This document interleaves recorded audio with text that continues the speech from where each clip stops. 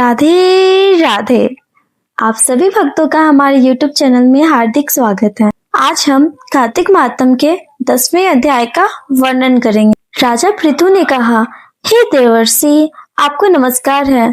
कृपा कर आप यह कहिए, जिस समय भगवान शंकर ने अपने माथे का वह तेज सागर में डाल दिया तो उस समय क्या हुआ? नारद जी ने कहा, हे राजन, जब भगवान शंकर ने अपना वह तेज सागर में डाल दिया तो उस समय वह शीघ्र ही बालक होकर गंगा सागर में संगम पर बैठकर संसार को भय देने वाला रुदन करने लगा। इसके रुद्रन से समस्त संसार व्याकुल हो उठा।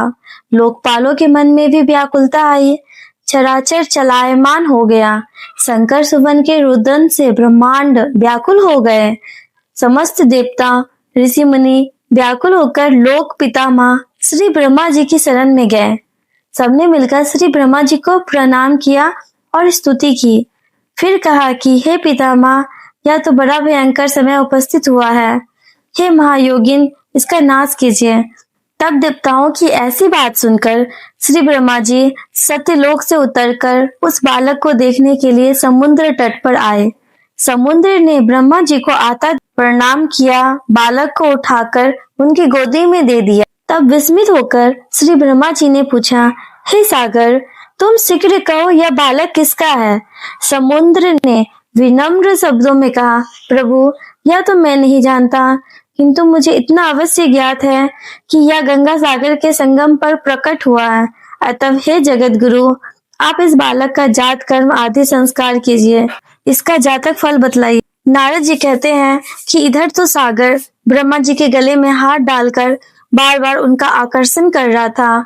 फिर तो उसने ब्रह्मा जी का गला इस जोर से पकड़ा, उससे पीड़ित हो ब्रह्मा जी के नेत्रों से आंसू टपकने लगे।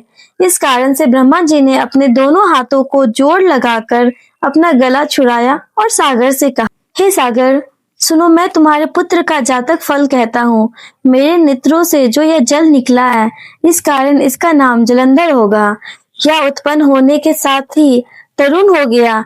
इससे यह सब शास्त्रों का पारगामी, महापराक्रमी, महावीर, जवान, महायोद्धा, रण दुर्मद होगा। बालक सब दैत्यों का अधिपति भगवान विष्णु को जीतने वाला होगा तथा यह कहीं भी नहीं हारेगा। एक भगवान शंकर को छोड़कर यह सबसे विजयी होगा। जहाँ से उत्पन्न हुआ है फिर वहीं जाएगा। इसकी तीव्रता सौभाग्यशालिनी, सर्वांग सुंदरी और परम मनोहर, मिष्ट भाषणी तथा शीलवान होगी। नारद जी कहते हैं, हे राजन, सागर से ऐसा कह ब्रह्मा जी ने शुक्राचार्य को बुलाकर उनके हाथों से बालक का राज अभिषेक कराया और आप अंतर्ध्यान हो गए। फिर तो बालक को देखकर सागर बड़ा ही प्रसन्न हुआ और घर आ गया। कितने ही उपाय से उसका पालन कर उसको पुष्ट किया। फिर कालनेमी नामक असुर को बुलाकर उनकी वृंदा नाम की कन्या से सविधि विवाह करवा दिया।